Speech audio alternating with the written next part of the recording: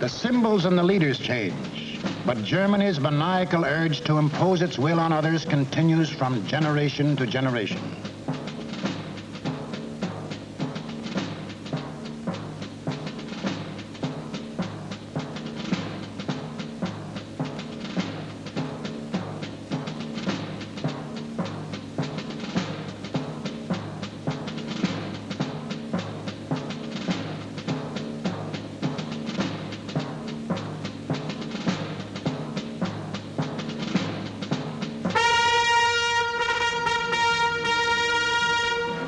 In the last 75 years, this madness has cost the world more than 20 million killed, more than 60 million wounded, more than 200 million made homeless. This does not include the untold millions that died of disease resulting from war, or the billions upon billions of dollars worth of property destroyed.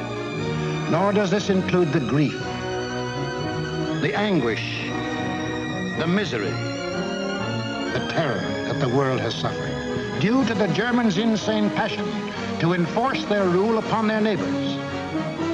This passion for conquest reached its hysterical climax when Adolf Hitler enthroned himself as God and the German Führer.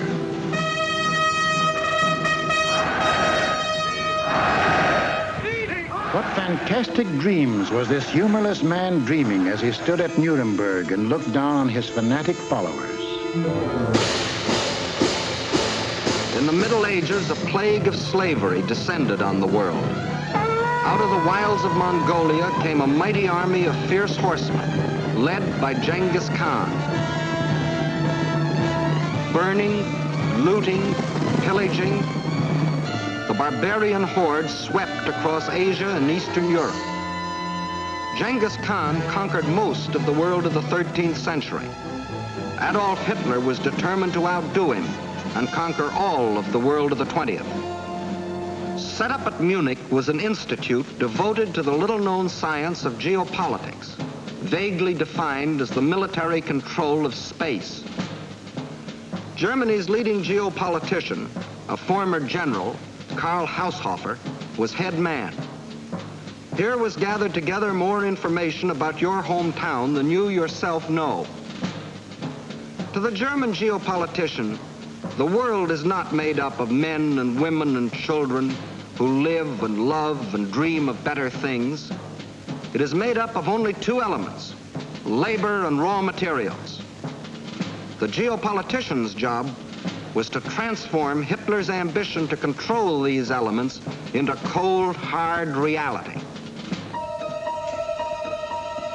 On their map, our planet is neatly divided into land and water. Water forms 3/4 of the Earth's surface, land only 1/4. And in that 1/4 of the Earth's surface lies the world's wealth, all its natural resources.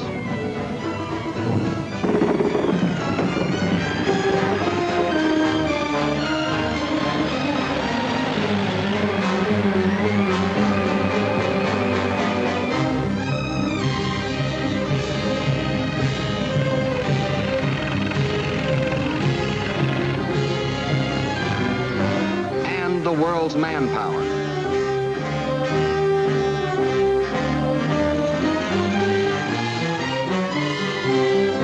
Control the land and you control the world. That was Hitler's theory. This all-important land, the geopoliticians now break up into two areas. One, the Western Hemisphere, which, together with Australia and all the islands of the world, including Japan, comprises 1/3 of the land area. The other area, which consists of Europe, Asia, and Africa, makes up the other 2/3. This supercontinent, which they call the World Island, is not only twice as large as the rest of the land area, but also includes 7/8 of the world's population. The heart of this world island comprises Eastern Europe and most of Asia. This they call the Heartland, which just about coincides with the old empire of Genghis Khan. Hitler's step-by-step plan for world conquest can be summarized this way. Conquer Eastern Europe, and you dominate the Heartland. Conquer the Heartland, and you dominate the world island. Conquer the world island, and you dominate the world. That was a dream in Hitler's mind as he stood at Nuremberg. Hitler, Sieg! Sieg! With pagan pageantry, the district leaders from all over Germany swore personal allegiance to him, hypnotized with the belief that they were members of a master race. This film will deal with Act One of the Nazi bid for world power, the most fantastic play in all recorded history. Hitler had seen Hirohito grab off Manchuria and other territory from the Chinese. He had watched Mussolini get away with the rape of Ethiopia. He had seen the democratic world look the other way while these illegal aggressions were going on. And he smiled.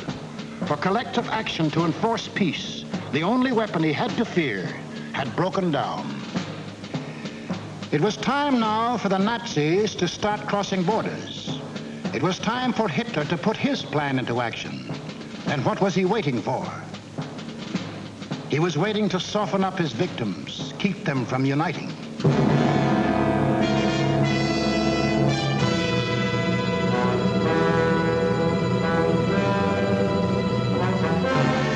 For the softening up process, he sent his agents all over the world disguised as tourists, students, and commercial travelers.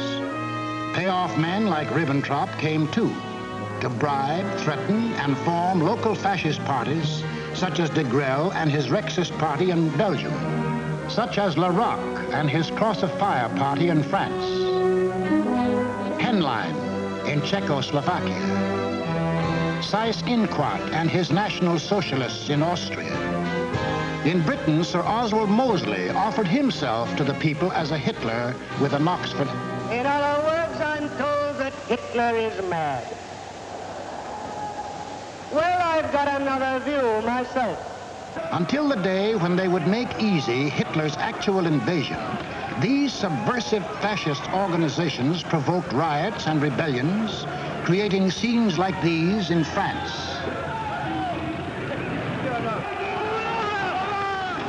Scenes like these in Belgium.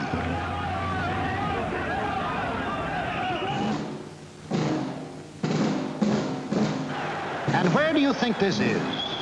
Right in Madison Square Garden, USA.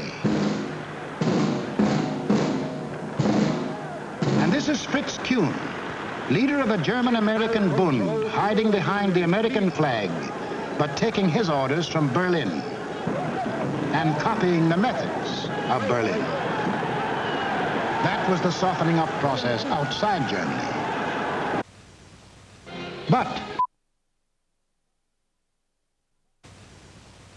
But inside Germany, it was a different story. Here, in utmost secrecy, the hardening up process, building up Hitler's army and his industry.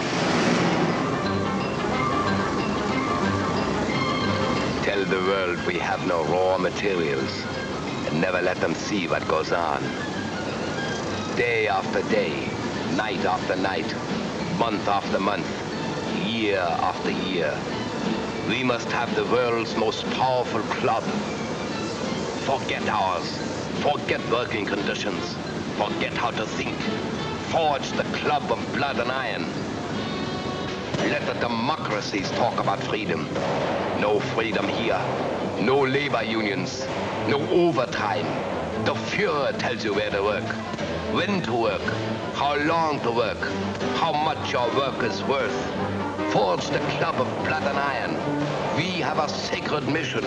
Today we rule Germany. Tomorrow, the world.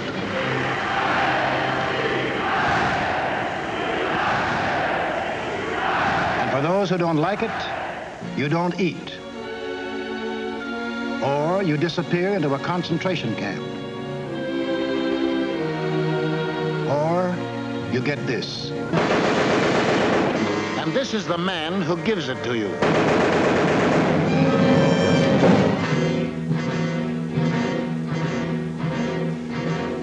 And what of the army? Before Hitler came into power, the German army by treaty was limited to 100,000 men. But treaties to the Germans have always been something to ignore. These 100,000 men were, in reality, 100,000 highly trained officers, the men who lead the Nazi regiments today. But Hitler didn't merely ignore the treaty. He tore it up, and in 1935 ordered national conscription. Simultaneously, he ordered German youth to become air-minded. Toy gliders filled the air. But as the boys grew bigger, so did the gliders. Soon these same youths were trained pilots, flying the new planes the factories were producing. The Luftwaffe was being assembled.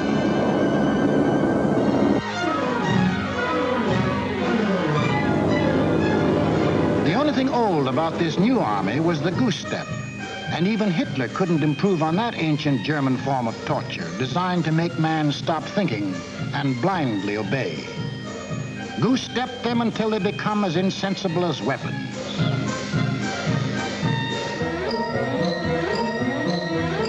Everything else was new. Tanks, motorized equipment, and one of our own inventions, the dive bomber. All this rearmament was strictly illegal, according to the Versailles Treaty.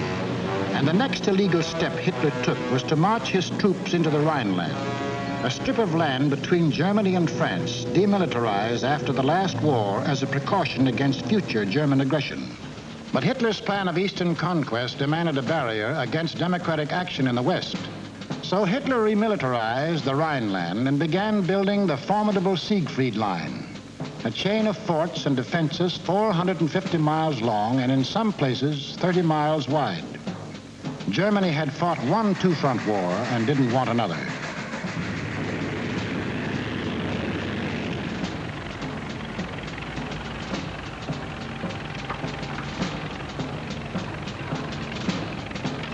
As many as 500,000 men worked as much as 20 hours a day to build 22,000 fortified positions on land, where, by treaty, no German soldier was supposed to set foot.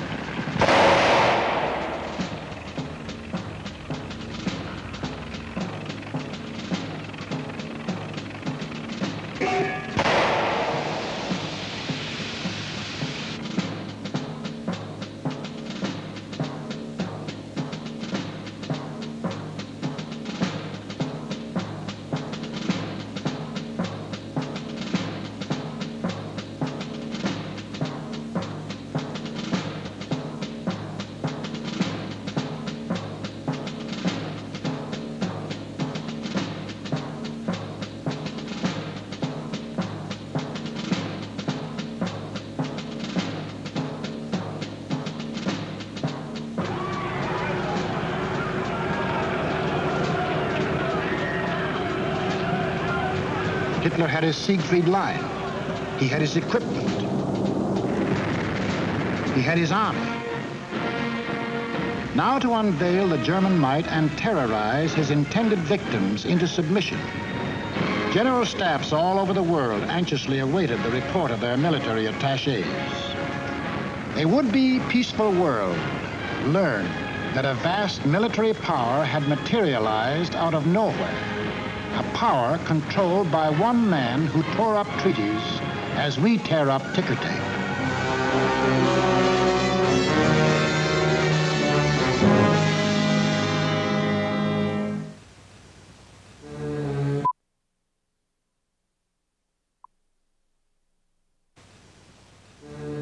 Satisfied they had created the right sense of fear in the world, the Nazi leaders were now ready to strike.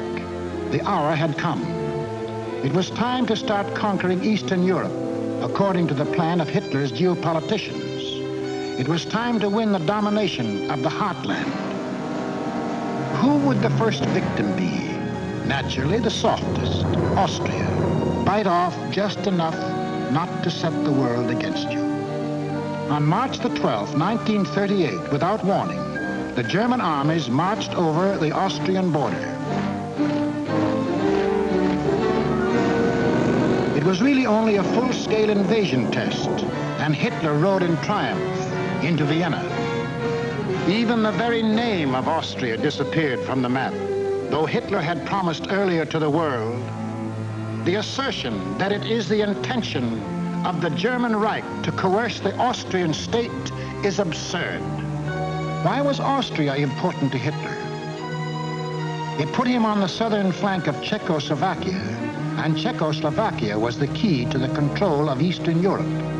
The German Chancellor Bismarck explained that years ago when he said, "He who would conquer Europe must first hold the bastions of Bohemia." And Bohemia was now part of Czechoslovakia. But Czechoslovakia was tough. It had a good army. It had good equipment. It had one of the finest munition plants in the world, the Skoda Works, which Hitler wanted very badly. It had incorruptible President Benes. It had a military alliance with France, and France had a military alliance with Britain. Hitler had to move carefully, find excuses to take Czechoslovakia one piece at a time. He found his excuse in the Sudetenland, a portion of Czechoslovakia bordering Germany. Here lived some people of German origin, although they had never been a part of Germany itself. That was Hitler's cue.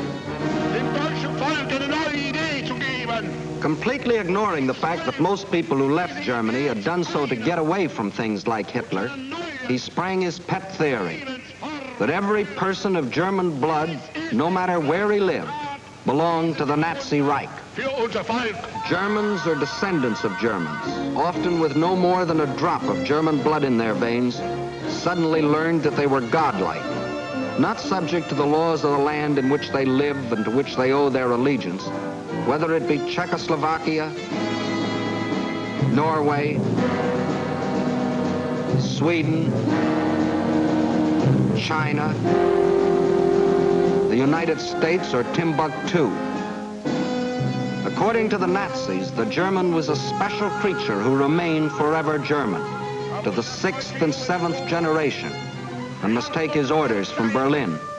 Some people we know of German descent think this is a lot of hogwash.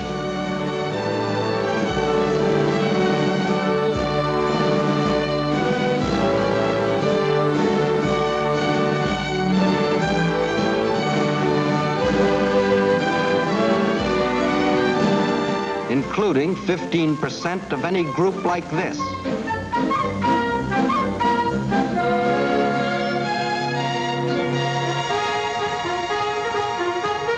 But in the Sudetenland, he found some stooges who fell for this bunk.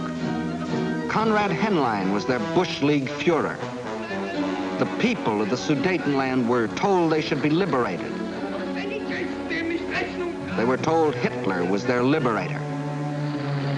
The Nazis smuggled over their standard softening up equipment, blackjacks. And when the Czechs were beaten up trying to combat his fifth columnists, Hitler screamed the Germans were being persecuted. and threatened war unless he got the Sudetenland. It is the last territorial claim I have to make in Europe. I have assured Mr. Chamberlain, and I repeat it here, that when this problem is solved, there is for Germany no further territorial problem in Europe. We want no Czechs. To the League of Nations, Foreign Minister Maxim Litvinov announced that Russia stood ready to back concerted action against Germany. But once again, there was to be no concerted action. The Czechs mobilized and closed their borders. The leaders of France and Britain, desperately striving to avoid war, flew to meet the jubilant Axis leaders at Munich. On September 29th, in return for Hitler's guarantee of world peace, Chamberlain and Daladier prevailed upon Czechoslovakia to give up the Sudetenland without a fight. In Czechoslovakia, the Munich Pact was greeted by riots of protest. But Daladier returned to France to be greeted by cheers from a relieved French people. And in Britain, a happy Chamberlain came back declaring he had achieved peace, peace in our time. One of the most tragic and ironic scenes in all history. This morning, I had another talk with the German Chancellor, Herr Hitler. And here is the paper which bears his name upon it as well as mine. We regard the agreement signed last night and the Anglo-German naval agreement as symbolic of the desire of our two peoples never to go to war with one another again.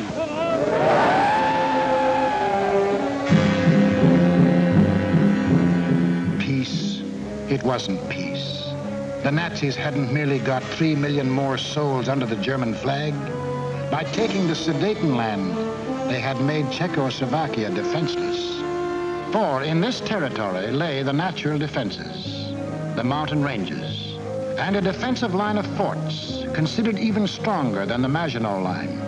Without these fortifications, Czechoslovakia was disarmed, a ripe plum ready to fall into Hitler's lap.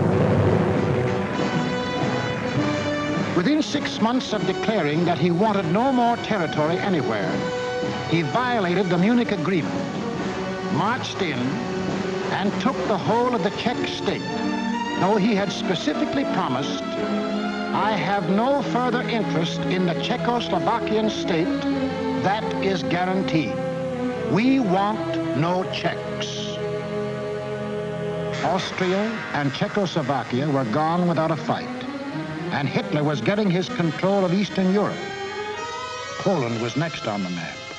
The tired old man of Munich now knew that there could be no peace in our time. If an attempt were made to change the situation by force in such a way as to threaten Polish independence, why then that would inevitably start a general conflagration in which this country would be involved. But after his success at Munich, Hitler was sure that France and Britain would not fight. Here's what one of his spokesmen said: "Democracy has no convictions for which people would be willing to stake their lives." But what about the Russians? The light.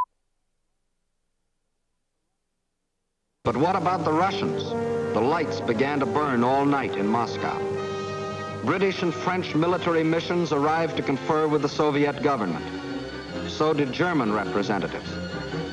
And on August 21st, 1939, the world was set on its heels by the announcement of a treaty between the Russians and the Germans in which they agreed not to fight each other. Here were the admitted arch-enemies in a state of apparent friendship. It was too fantastic to make any sense. It didn't. The Germans hoped they could lull Russia into a false sense of security, and the Russians needed time to prepare for the fight they knew was coming. They'd read Hitler's book, Mein Kampf, too, and knew he had his eyes on the rich Russian land.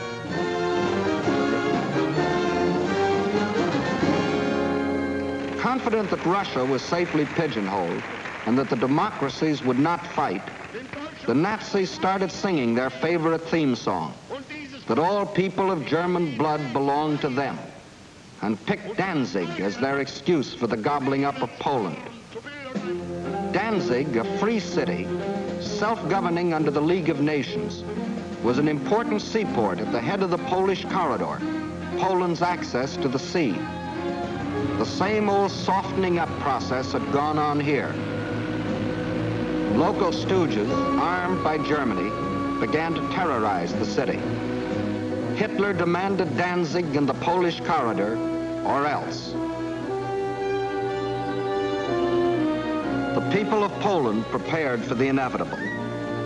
Although they knew Britain and France had guaranteed their borders, they also knew those countries were a long way off.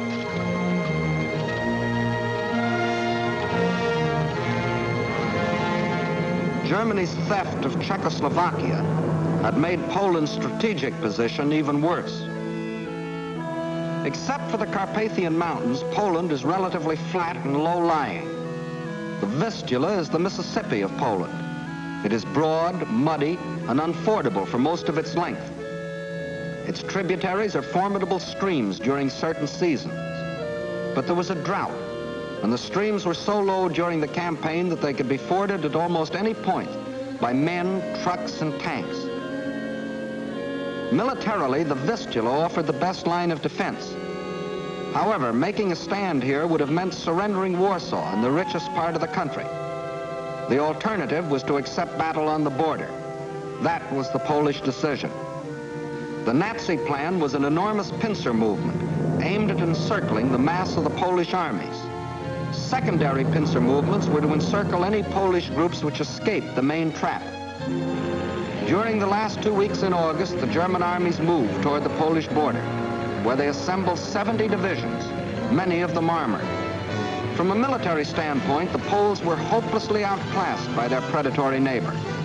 They managed to mobilize barely 30 divisions, made up of infantry or horse cavalry.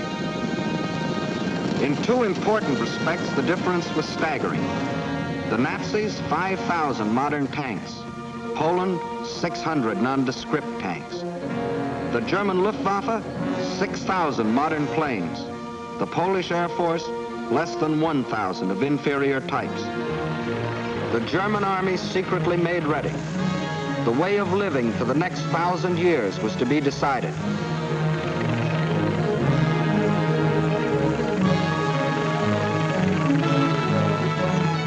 The fire that had begun in Manchuria and spread through China and Ethiopia and Spain would now blaze around the world. This man made that decision. War. Precisely at dawn on September 1st, without warning, the German Wehrmacht rolled over the Polish border. Before the invasion was 30 minutes old, the planes of the Luftwaffe were over Poland, wiping out the Polish Air Force, most of it caught flat-footed on the ground.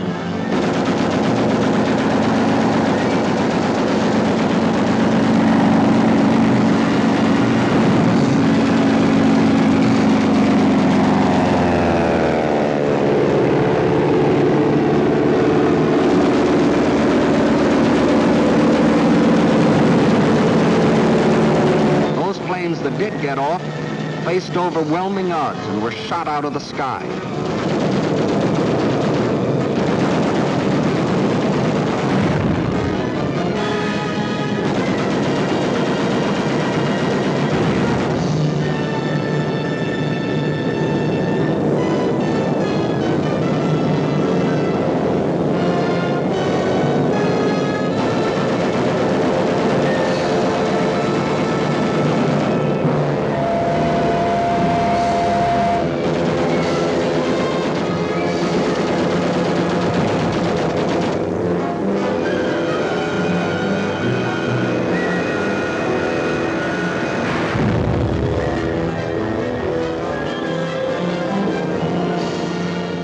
far-flying Nazi squadrons ranged deep into Poland, destroying communications, radio stations, power plants, highways, bridges, railroads.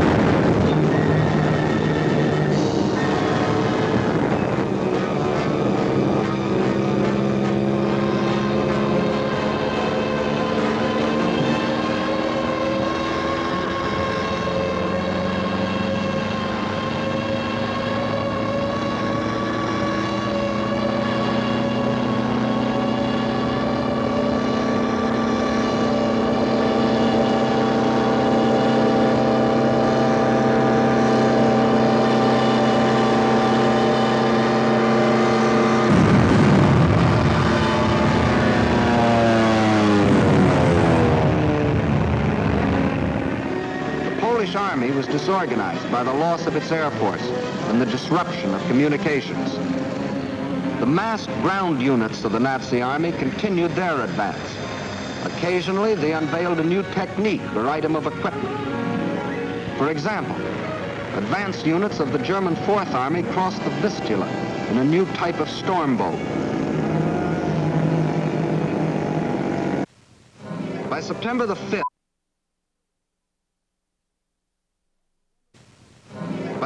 5th, the Polish retreat developed alarming tendencies. The powerful German 10th Army, which was to form the southern claw of the great Nazi pincers, was advancing with its 5 armored divisions on either flank.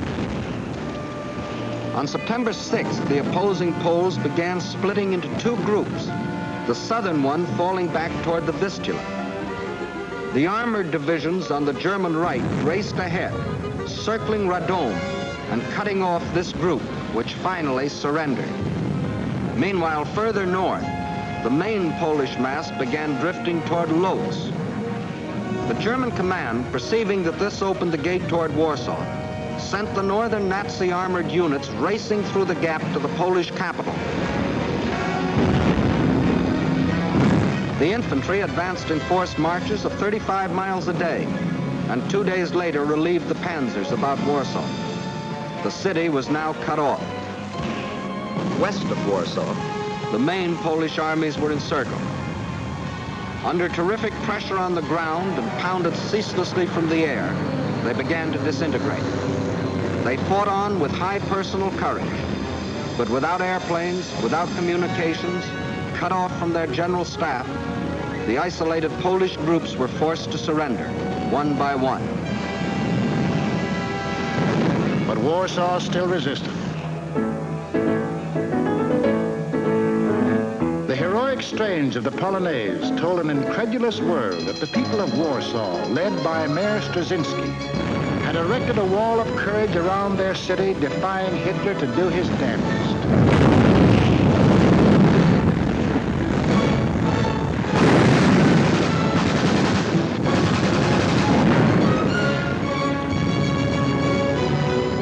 Stopped cold by the city's desperate resistance, the Nazis were forced to send for heavier artillery. The only source of such artillery was Germany's Western Front. With great secrecy, the giant 240mm howitzers were towed at high speed across the highways which Hitler had built for just such purposes and set in position around Warsaw. The huge guns subjected the city to a bombardment of incredible fury, their fire concentrated on the densely populated residential areas.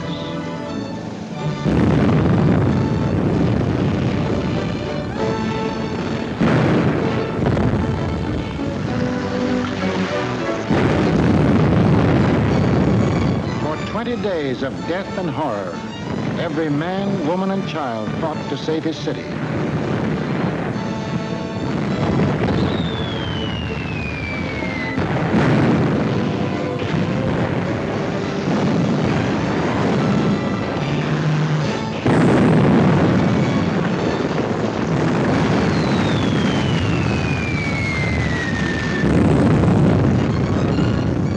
Without food or water, human endurance failed. On September the 27th, The Strains of the Polonaise died on the Warsaw radio, and the Polish capital was forced to capitulate.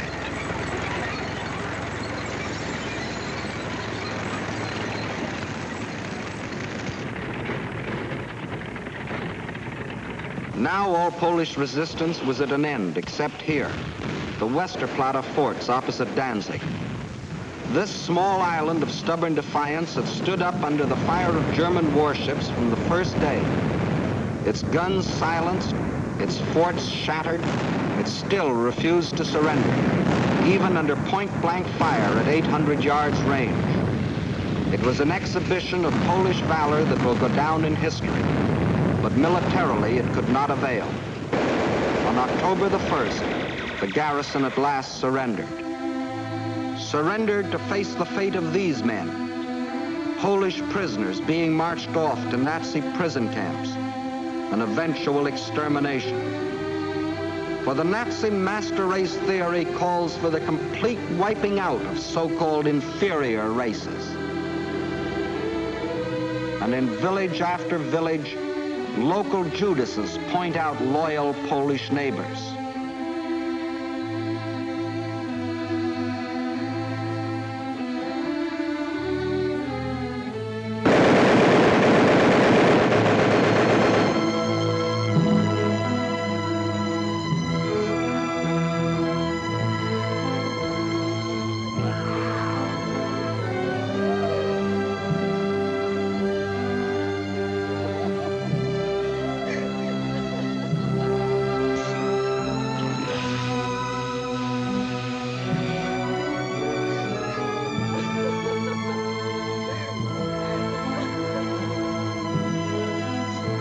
These things the Poles can never forget,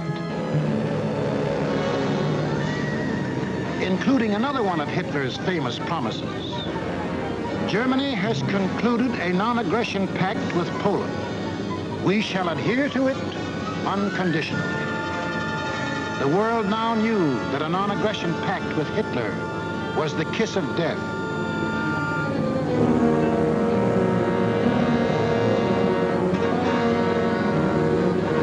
Poland was completely destroyed. Completely? Not quite. During the last days of the campaign, the Russian army entered eastern Poland and took up positions along the Bug River. The two strongest armies in Europe faced each other. Hitler could decide now whether to keep on heading east or call it quits. He called it quits. Why did Hitler quit here? He had to. To continue a drive to the east would leave Germany facing the threat he had always sworn to avoid, a two-front war. How he met that threat you will see in the next film. What Hitler thought impossible was anything but. The day after Hitler crossed the Polish border, France called up her reservists. Within 24 hours, British planes had bombed German warships in the Kiel Canal.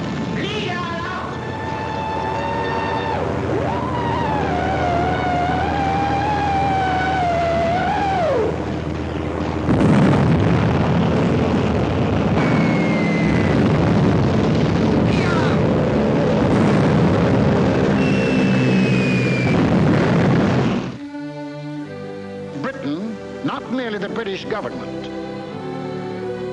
But the British people had declared war. War on Hitler and everything he stood for. The democracies did have convictions for which people were willing to stake their lives. Unprepared? Yes. But that didn't matter.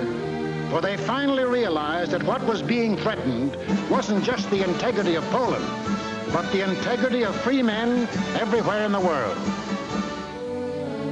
What tragedies, what horrors, what crimes has Hitler and all that Hitler stands for brought upon Europe and the world.